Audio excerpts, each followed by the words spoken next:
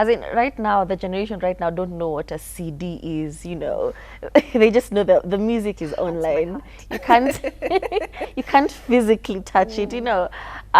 You have the world at the touch of a button. You could go viral overnight. True. So now what happens when you find yourself in fame unexpectedly and everyone is trying to take advantage or help you?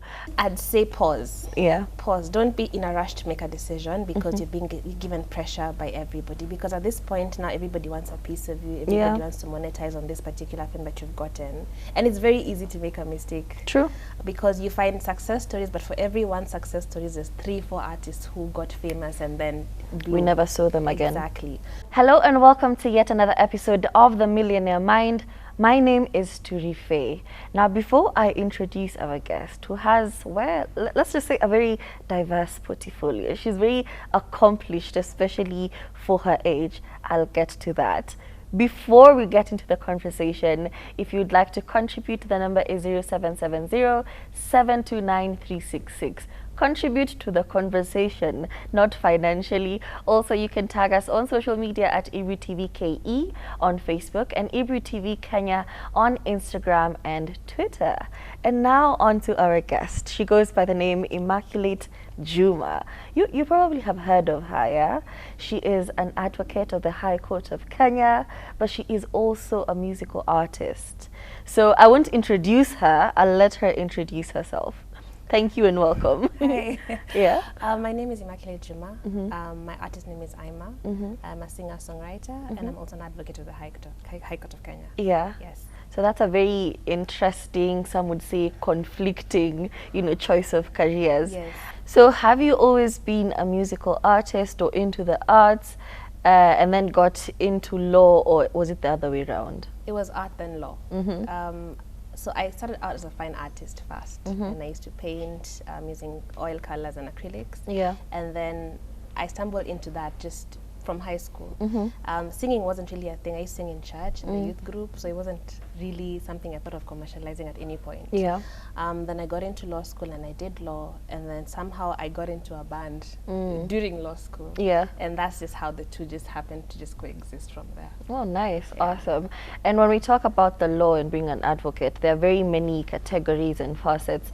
What have you specialized in? Yes. And how is it aligning with now, being a musical artist? That's a good question. Yeah. I specialize in commercial law. So that's IP, civil litigation and things like that, but my main focus is IP law. So law that protects creative industry, creative works for musicians, photographers, graphic designers, animators, all those kinds of people. Yeah. Yes, that's my specialty. Okay, so given the current climate in Kenya, especially now, we've heard of creatives and artists talk about how they feel as if they're not getting enough out of the industry, or they just don't know how to capitalize and just get the most and just reap the benefits, or they're also being ripped off by management. So how does an artist protect themselves in such situations? In such situations, I think the first thing to understand is that the art is 10% of what you need to know. There's a 90% which is the business side. Business usually goes through contracts and relationships, and marketing and publicity. There's all these things that surround the art that you have to be acquainted with, that you have to even teach yourself. True. Speak to professionals, ask your friends in the industry, because it's not enough to just create the art. You also have to find somebody who can show you how to use the art to monetize, how to protect. Yes. Okay, and given that we have a board that's responsible for copyright and licensing, that's the MCSK. This is not a personal opinion. I'm not putting you on the hot spot. Do you think the body is relevant? Because we have seen huge groups like Sauti Sol leave the body. We have seen people like Calligraph very disgruntled and showing us screenshots of the returns that they've gotten from all that collection, all of 1,000 or a few thousand shillings, and that's Sauti Sol, that's Calligraph Jones. So now imagine an artist that's just starting out. Do you think that this body is still relevant? Or is there something they need to change, and how do they change it? Wow. Going on the spot. Yeah. So in the ecosystem, there is a board that is the Kenya Copyright Board. This is now the board that is a parastatal that protects creative industry and creative work. So the Copyright Board. And then under that, they license these guys who are the CMOs, the MCSKs, and the priests and the camps.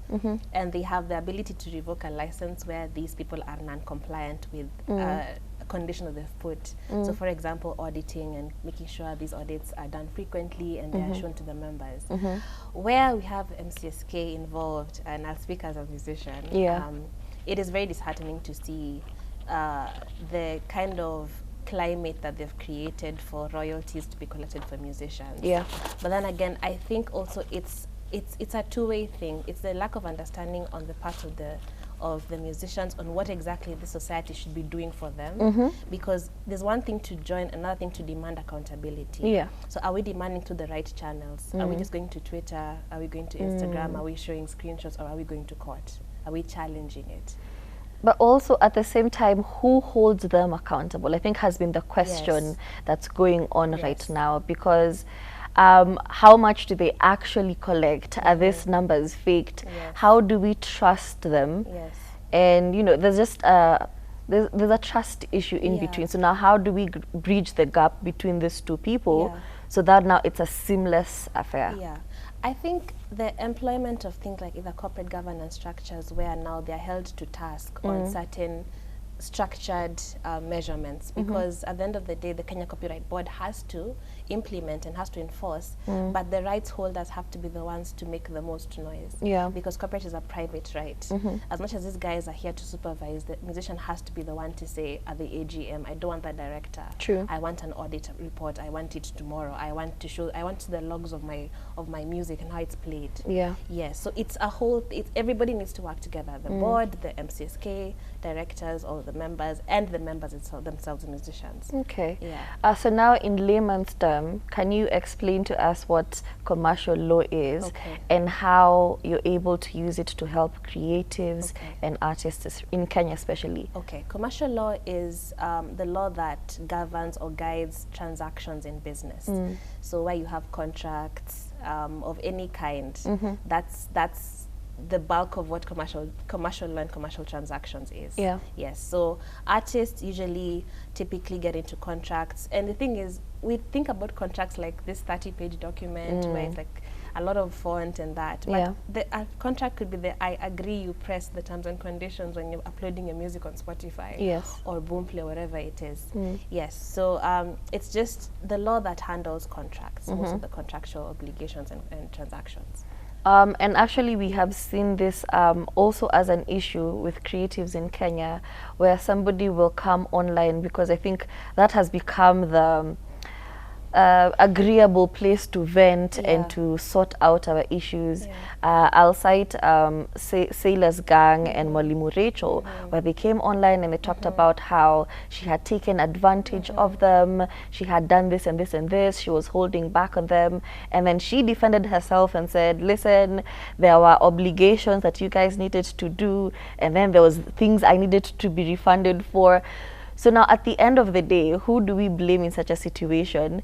And do you think it's just that artists do not know who to go to for this advice, or they just don't have the knowledge? And how do they equip themselves to fight these battles better, to not be taken advantage of, to not be in situations where they're coming on Twitter and ranting, and we're like, didn't you have a lawyer beforehand? Didn't you write this down on paper? So now how do they have access to this knowledge so that they're better equipped to, you know, do their thing? At the very basic essence of it, it's we can't quite lay blame anywhere. It's everybody has an obligation to themselves in this industry, because it's business. It's nothing personal, to be honest. I saw the issue with Mwalimu Rachel and Sailor's Gang, and it's like, it was just a contract that wasn't interpreted well by the people who are within the contract. Yeah. So for example, if I'm giving you a contract, it is my obligation to figure out what this contract really means for me. True. Not just to sign and see where the money clause is, because that's what most artists do. We look for the money and we forget that the devil is really in the details. True. It's really in the details. And you find we sign bad contracts and start blaming the other party when we had we were the ones who put the pen to paper. We signed. And so I think in this day and age, you can easily get information online. There's Google, there's YouTube, there's all these schools, all these courses offered online for free. True. You have to be the one to take yourself there and, you know, try and find the answers to these questions. And if you cannot find, then there's lawyers available who practice in these areas and other professionals who are willing to help. Yeah. Yeah. Thank you very much. And now tell us about Culture Shift. Yes. That is your company. Yes. Tell us more about it. Culture Shift is a legal consultancy. We trade as Artlaw Kenya, but we're registered as Culture Shift, and we consult for creative industry professionals and organizations. We also offer trainings and seminars and webinars on creative industry, informative talks on maybe legal, the legal aspects of creative industry, or just even business aspects. So it's a hybrid type of company where we offer consultancy, representation, but also give trainings, because we also feel like it's one thing to give the contract and the representation, but the artist doesn't know what the artist doesn't know. Yes. So you also have to educate them on their rights so that they can enforce their rights. Yes. And what brought about the need to have this outfit? You know, given that your educational background, you could have just followed the chain. I'ma get involved. I'ma get in with a firm. I'll just climb the corporate ladder and not do anything different.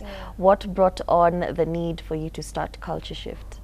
The first is personal. Yeah. I don't do well in closed spaces. As a creative, a desk job is not for me.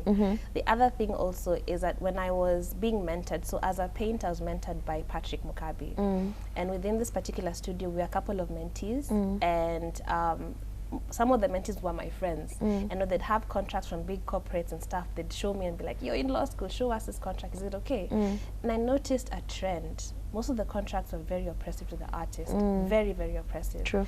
And I think after 1, 2, 3, 4, I got mad, and I thought this is not how it's supposed to be, because a world without creativity is dead. True. Artists literally hold up society, just that we don't give them as much importance as we should. And so Culture Shift began as a blog, actually. So it started as a blog where now I talk about and comment on issues affecting industry, and also just an education, entertainment type of article processing place where I'd bring to the forefront something that has happened or a contract I've seen and how we'd have done better for both the artist and the corporation involved. And then it became a conversation with artists saying, you know, you should now do more of this, and also just have an outfit, because we need the knowledge, but we also need the representation. So we registered in 2019 as a company, and that's how we started. Awesome. And have you felt like there has been any significant change, especially in the industry? Because beforehand, if a company or people approach you and they say, I want you to do this job for me, and they offer you really, really bad terms, once you decline it or you challenge it, they're quick to give it to somebody else. And they say, oh, you know your worth, good for you, we'll find somebody else. But do you feel like there's been a shift where they'll actually appreciate the fact that this is not enough for me. However, if you don't want to work with me, these are my rates, you could look for somebody else, and they actually match your offer. Has there been a significant change? There's a change that's happening. It's happening slowly, but it's happening. The creative industry is becoming more and more recognized as a method of revenue for artists to earn money and to earn money consistently. But there's always going to be that thing of, and it's in every profession, where if you're too expensive for me, I'll get somebody else. But good art is good art. True. If you want good art and you want the person's art, then you have to get to their price. You can negotiate, of course, not for you to not be rigid and say, this is my price and I'll stick at that. There's also the aspect of thinking business-wise. In the long term, does this align with my goals? Am I trying to get a certain point, and this is the one of the ways I can get to it? So maybe work with this person would be a good way to get there. So let's see how to negotiate.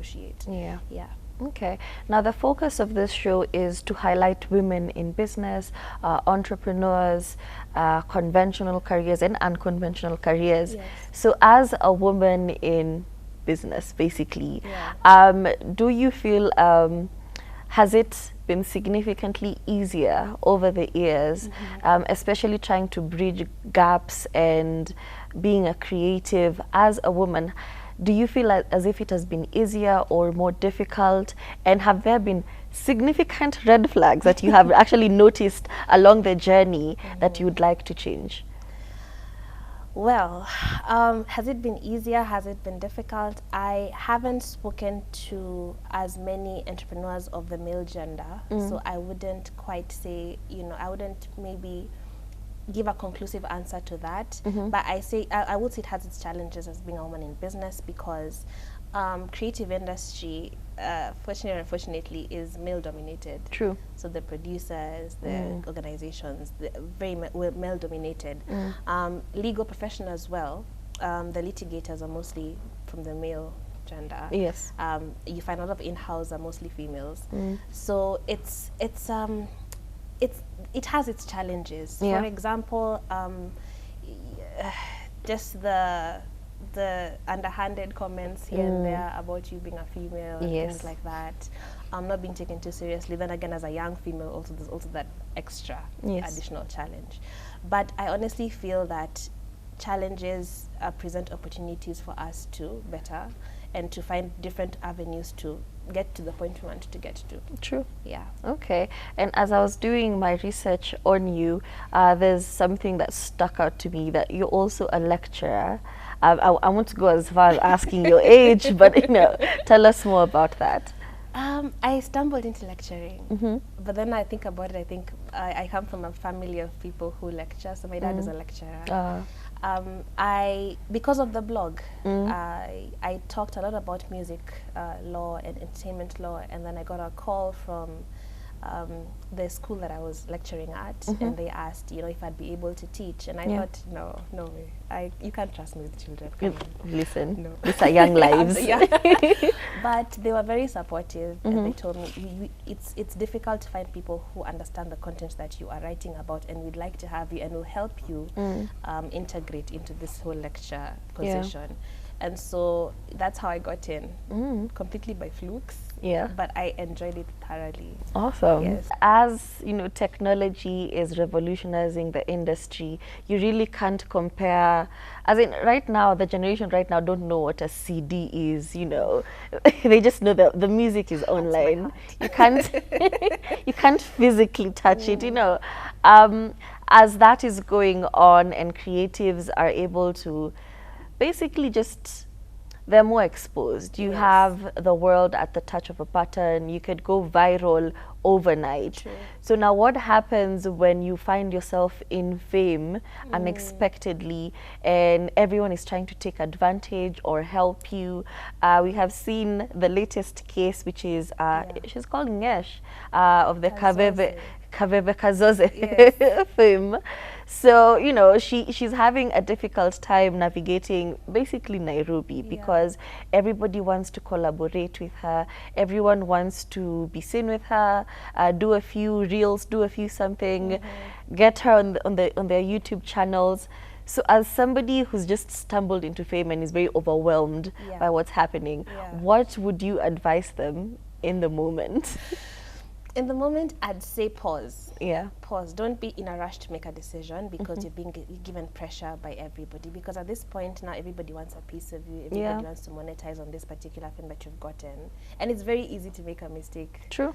Because you find success stories, but for every one success story, there's 3-4 artists who got famous and then blew. We never saw them again. Exactly. So I think pause. Practice the pause. Just to figure out, okay, I have this platform and I've gotten these views and all this attention. What do I want to do with it? Do you want the fame? Because the fame is easy to get. True. Do you want the business? Do you want to make revenue from it? So once you understand what your goals are for whatever it is that you've gotten famous for, then now align with people who are proper support systems. And I know it's difficult to vet at that particular time, but also do your own research. Find out, okay, if it's a talent company that's approached me to manage me, what is their criteria? What is their CV like? what other portfolio of artists are they managing? Exactly. Are these artists doing Do your well? research. Exactly. Are the influencers doing well? If a manager is coming to me, who else are you managing? What is your experience? So I also have to, the person who has gotten famous overnight also has to put themselves in a position to run themselves as a company. Ask the questions you need to ask. Be as difficult as you need to be, but just make sure that you're not just getting into things blindly because you're now being forced or you're being put pressure on. True. Yeah. Due diligence, it's very important. And as you put yourself in a position to, you know, help out creatives, how do you now sell yourself to them? Because at the end of the day, you got to make the money. Very true. True. Very true. So now I'm thinking somebody comes to you, they want to say, what's your proof of concept? You know, you know your thing, you are very eloquent, you're very well spoken, clearly you know about the law, you have your credentials, but how have you translated that into actuality? Do you mind, you know, sharing with us a few success stories? Yeah. That would be great. Okay, so there's the catch-22 where we get caught in as lawyers where we're not allowed to advertise, or there's some rules for advertising. As of the last couple of years, they've become a lot less stringent, so we're able to put a billboard here, a poster there. Yeah. But what I feel is the best form of getting business is just doing the business that you already have, right? Because we get a lot of clients through referrals. Another thing is also just putting ourselves out there in the space to educate, because those are our clients. Security industries are our clients. So we have a lot of trainings, a lot of legal aid clinics where we ask artists to come in just for free, just a conversation, have it with us, because we also have other lawyers that partner with us. Yeah. And then once you figure out, oh, this actually didn't happen like the way it should have happened, or something wrong happened. Yeah. Then now we tell you, okay, now the step now is to now get a lawyer. So you could, we don't tell you now you have to come to us. Yeah. Like, no, you have the opportunity to choose. But if you do come to us, I mean, you know, we have specialized in this industry for a couple of years, so we kind of know what you're talking about. Exactly. Yeah. Given all the information you have right now, as in we have been through a global pandemic, as in the only people who've been through a global pandemic, given what you have right now and what you know right now, if you had a time machine, what would you change about the past you, maybe 10 years ago? Really on the spot again. Yeah. 10 years ago, how old was I? I think I would have been a lot less fearless in going about this particular journey I'm on, because a lot of doubt clouded my earlier movements, just because I wasn't sure, and I didn't see many faces of artists who are doing two things, like law and art. You have like the June Gashui and you have Liz Lenjo. Yes. And those are the ladies who crawled so we could walk. But there's not much of that. So you kind of doubt and you kind of try and figure out, you know, a lot of things while you're making the mistakes, which, not to say I discredit the mistakes, because they were necessary. They shaped your decisions. Exactly. But I would have been a lot less fearless in pursuing this particular journey, where I'm okay being an artist and I'm okay being a lawyer, and not having the two have to clash all the time. True. Yeah. Okay. And you've mentioned June Gashui. What other influences did you have growing up that have actually shaped you right now? I had influences. So in law, of course, when Kathy Kilonzo did the thing, all our parents said, Kathy is the person you Yes, should go that's for. who you should be. Oh, wow. Yeah. I said, she's amazing. Yeah. But I don't know if my strength is in the courtroom. And so, again, just lawyers on TV, people who are human rights activists, also Maina Kiai, Willy Mutunga, because I also have a persuasion towards human rights.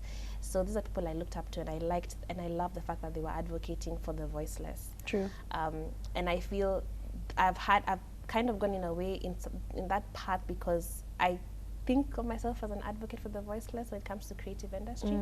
So they have been a part of my journey in terms of just looking up to them when I was growing up. Yeah. Yeah. And to put you on the spot one last time, you won't make enemies. Okay. So Eric Omondi has been doing the most, basically in the name of advocating for the voiceless. Yes.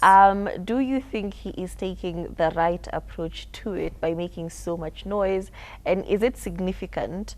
Or does it just come off as, okay, when he keeps quiet, we're going to proceed. This is just a thing for right now.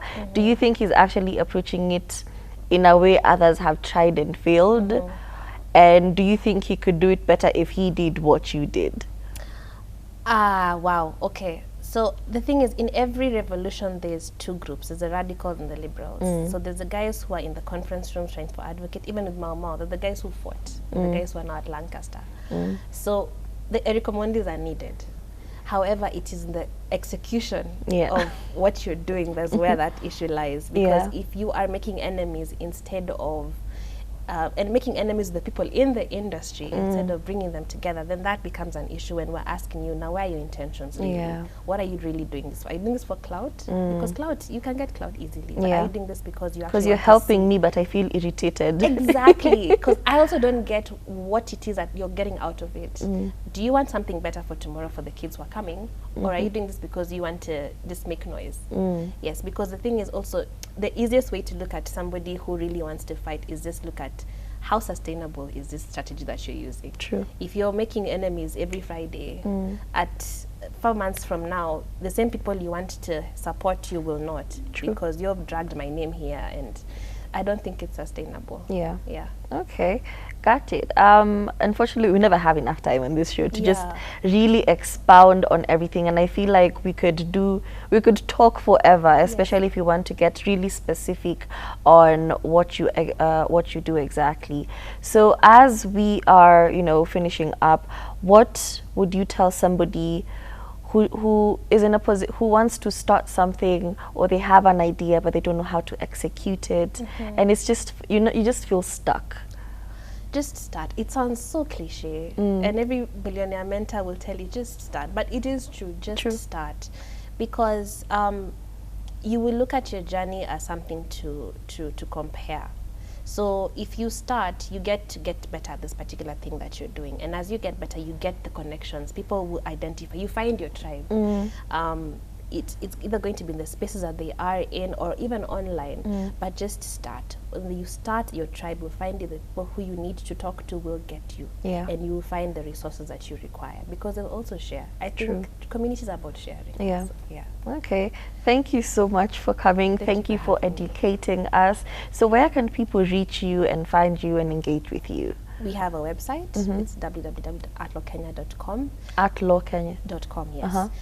We have an email address, info@artlawkenya.com. If they have any questions, please feel free to email us. We are on all socials. We are on Twitter, we are on Facebook, Instagram. So again, DM is very open. And that's we have a LinkedIn as well. So if you want to find us, you'll find us. Exactly. Thank you so much. As always, if you wanted to chime in on the conversation, the number is 0770729366. Instagram and Twitter at IbriTV Kenya, and Facebook at IbriTV KE. Tell us what you thought about the episode. Give your remarks about the good work that Immaculate is doing. And thank you so much for tuning in. My name is Turife. Until next week.